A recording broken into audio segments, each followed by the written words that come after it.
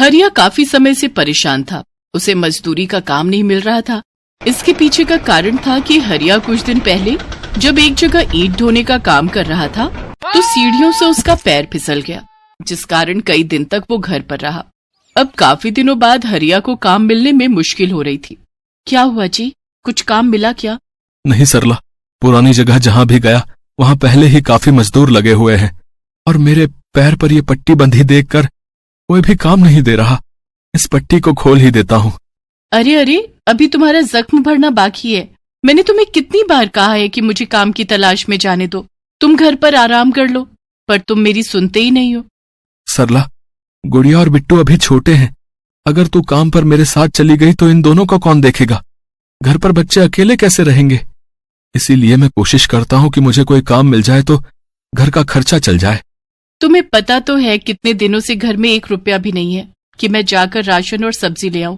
कल रात भी जो थोड़े से चावल रखे थे मैंने वही उबाल दिए, बच्चों को भी वही दिए। हाँ, मुझे पता है सरला। गुड़िया और बिट्टू पिछले 4 दिन से तरबूज खाने की जिद कर रहे हैं। सुबह भी दोनों कह रहे थे कि बापू आते हुए तरबूज लेकर आना, पर क्या करूं, कुछ भी नहीं कमाया कि मैं सब्जी मंडी से तरबूज खरीद लाऊं। खाली हाथ गया और खाली हाथ लौट आया। तभी गुड़िया और बिट्टू दोनों खेल कर आ जाते हैं। बापू, आप हमारे लिए तरबूज लाए हो? बापू, तरबूज खाने का बहुत मन है। आप तरबूज लाए हो क्या? नहीं बच्चों, आज ना बाजार में तरबूज दिख नहीं रहे थे। कल मैं पक्का लेकर आऊंगा। बापू, आप झूठ बोलते हो। आप रोजाना ही ऐसा कह देते हो। बाजार में तरबूज खत्म हो ही नहीं सकते। आप हमें तरबूज खिलाना ही नहीं चाहते हो। गुड़िया, अपने बापू से इस तरह से बात करते हैं? चलो माफी मांगो। पता भी है बापू कितने परेशान हैं। उनके चोट लगी है फिर भी वो मेहनत करके काम ढूंढने के लिए जा रहे हैं। ऊपर से तुम इस तरह से उन्हें परेशान करोगे तो उन्हें कितना दुख होगा। जाओ दोनों अंदर जाकर खेलो, मैं तुम्हारे लिए कुछ खाने का बनाती हूँ। गुड़िया रोती हुई कमरे में चली जाती है। बिट्टू भी उसके पीछे पीछे चला जाता है। सरला, तुम्हें गुड़िया को ऐसे डांटना नहीं चाहिए था। गलती तो मेरी है। मैं कैसा पिता हूं जो अपने बच्चों की एक छोटी सी फरमाइश पूरी नहीं कर सकता। पर कुछ भी हो जाए, कल मैं अपने बच्चों के लिए तरबूज खरीद कर ही लौटूंगा। बच्चों का उदास चेहरा हरिया और सरला दोनों से नहीं देखा गया। सरला ने अपनी गरीबी के चलते बच्चों को डांटा, नहीं तो कौन माँ बाप अपने बच्चों को किसी चीज के लिए मना करते हैं। अगले दिन हरिया फिर से मजदूरी की तलाश में काम पर निकला। उस दिन हरिया को थोड़ा बहुत काम मिल गया, जिससे हरिया के पास इतने पैसे तो आ ही गए थे कि वो उन पैसों का तरबूज खरीद सके।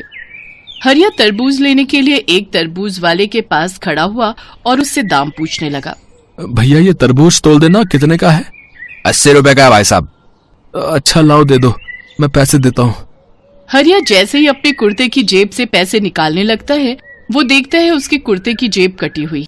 अरे, मेरी जेब कैसे कटी? थोड़ी देर पहले ही तो मैंने इसमें पैसे रखे थे। अरे भाईजान, आजकल बहुत सारे जेब कतरे घूमते हैं, उन्हीं में से किसी ने जेब काट ली होगी। लाओ भैया पैसे दो, और भी ग्राहक खड़े। पैसे तो नहीं है मेरे पास। तो फिर पैसे लेकर आओ तभी चीज लेना। पता नहीं समय खराब करने के लिए आ जाते हैं। कितने मन से बच्चों के लिए तरबूज खरीदने जा रहा था, पर अब मैं बच्चों को क्या जवाब दूंगा, क्या बोलूंगा? हरिया अपने आप से ही बातें करता हुआ सड़क पर चलता जा रहा था। अचानक वो चलते चलते बेहोश होकर गिर गया और जब उसकी आंख खुली तो उसने अपने आप को एक महल में पाया। मैं कहाँ हूँ? मुझे यहाँ कौन लाया? तुम्हें यहाँ मैं लाया हूँ। मैं धरती पर भ्रमण करने के लिए निकला था, तभी तुम्हें सड़क पर गिरा हुआ देखा और मैं तुम्हें उठाकर यहां ले आया। ये पाताल लोक है। तुम इस समय पाताल लोक में हो। तुम बहुत दुखी दिखाई देते हो। अपने बारे में कुछ कहो। भैया, हमारे खेतों में भी तरबूज उगाए हैं, क्यों ना हम अपने खेत के जादुई तरबूज हरिया को दे दें? हाँ, तुम ठीक कह रही हो बहन। और हमारे खेत के जादुई तरबूज के बीज अगर एक बार किसी जमीन पर लगा दिए जाएं, तो उनकी जादुई फसल उगाती है। बेटा, एक काम करो, हरिया को अपने खेत के तरबूज और साथ ही साथ तरबूज के बीज भी दे दो, ताकि हरिया तरबूज की खेती करके उन्हें बाजार में बेच सके। इससे हरिया का अच्छा व्यापार हो जाएगा और फिर हरिया की गरीबी भी दूर हो जाएगी। ठीक है पिताजी। हरिया, अब तुम्हें चिंता करने की कोई जरूरत नहीं है। मैं अभी सेवक को कहकर अपने खेत के बढ़िया तरबूज मंगवाता हूं। वो तुम बच्चों को खाने के लिए देना और साथ ही साथ तरबूज के बीज भी दूंगा।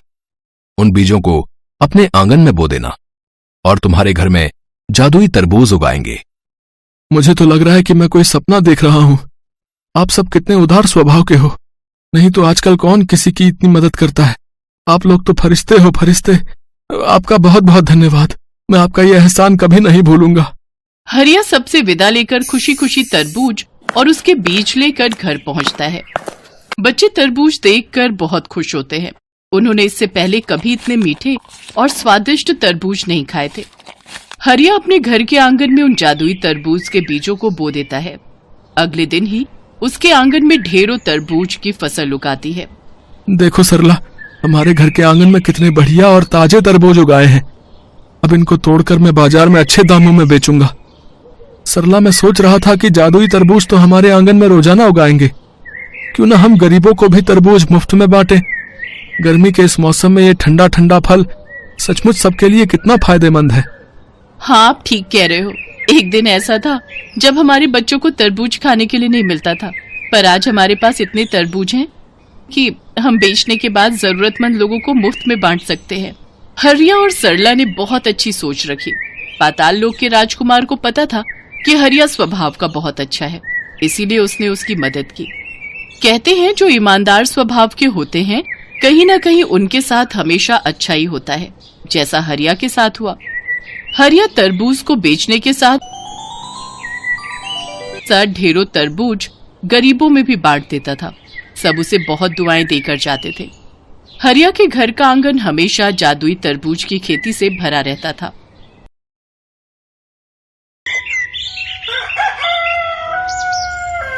विकास और संगीता अपनी बेटियों के साथ किराए के घर में रहते थे। वो दोनों अपने खेत में तरबूज की खेती करके उसे बाजार में बेचकर अपनी रोजी रोटी चलाते थे। उनकी बड़ी बेटी दिव्या 10 साल और छोटी बेटी गुंजा 6 साल की थी। विकास और संगीता सुबह सुबह घर का काम निपटाकर खेतों से तरबूज तोड़कर बाजार में बेचने निकल जाते। एक रोज आसमान में काले घने बादल थे। दोनों बाजार में तरबूज बेचने बैठे थे। सुबह से बैठे हैं जी, लेकिन बरसात का मौसम है इसलिए कोई भी ग्राहक नहीं आ रहा। हाँ संगीता, सोच रहा था कि इस बार बिक्री अच्छी हो जाए तो सेठ का किराया समय पर दे दूं। हाँ वो तो है, ना जाने हमारे सर पर अपनी छत कब नसीब होगी। पता नहीं, वैसे भी अब अपनी बिक्री कम होने लगी है। वो दोनों बातें कर ही रहे थे कि तभी आसमान में जोर से बादल गड़गड़ाने लगे। अरे ये क्या, बहुत तेज बारिश आने वाली है, जल्दी सारा सामान समेट लो जी।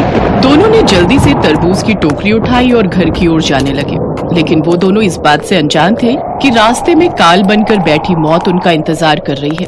बीच रास्ते में पहुंचते ही अचानक विकास का पैर तूफान में टूटे हुए बिजली के तार पर पड़ा और उसकी जोर से चीख निकली। क्या हुआ जी? संगीता ने जैसे ही विकास का हाथ पकड़ा उसे जोर का बिजली का झटका लगा और वो दूर जाकर गिरी। उसे समझते देर नहीं लगी कि बिजली का करंट लगने से उसके पति की मौत हो गई और इस सदमे में संगीता भी अपने होश खोकर वहीं पड़ी रही। उधर रात भर दोनों बच्चियां अपने माता पिता के इंतजार में चौखट पर बैठकर रोती रही। सुबह विकास की लाश और सदमे में जा चुकी संगीता को घर लाया गया। गांव वालों ने जैसे तैसे विकास का अंतिम संस्कार किया। संगीता की आंखों में आंसू की बूंद तक नहीं थी, वो तो बस गुमसुम बैठी रही। दोनों बच्चियां अपने माँ बाप की ऐसी हालत देख खूब रोई। दीदी, अब क्या हमारे बाबा कभी नहीं आएंगे? और माँ, वो कभी ठीक नहीं होगी। उनके पास खड़ी उनकी बुआ ने दोनों को गले लगाकर कहा, चुप हो जाओ बच्चों, अब वो दोनों कभी नहीं लौटेंगे। आखिर मकान मालिक भी कब तक चुप रहता। उसने दिव्या से कहा, देखो भाई, कहने में तो अच्छा नहीं लग रहा, लेकिन आप लोग मेरा कमरा खाली कर दो। मेरा पिछला किराया भी विकास ने चुकाया नहीं और अब आगे तो कोई गुंजाइश ही नहीं है किराया मिलने की, तो इसलिए अब तुम मेरा ये घर खाली कर दो जी। ये सुनकर दिव्या रोने लगी, लेकिन तभी उनकी बुआ बोली, चलो लड़कियों, तुम मेरे साथ मेरे घर चलो। कोसी बुआ दोनों लड़कियों और संगीता को अपने साथ ले तो गई, लेकिन कुछ ही दिनों में उसे वो बोझ लगने लगी। ऐसे ही एक रोज दिव्या ने बुआ और फूफा की बातें सुन ली।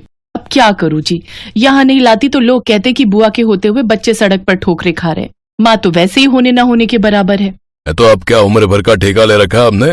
लड़कियां हैं, उनको दहेज भी देना पड़ेगा। अब लड़के होते तो कुछ कमा कर तो लाते। तो अब कहाँ भेजूं इन्हें?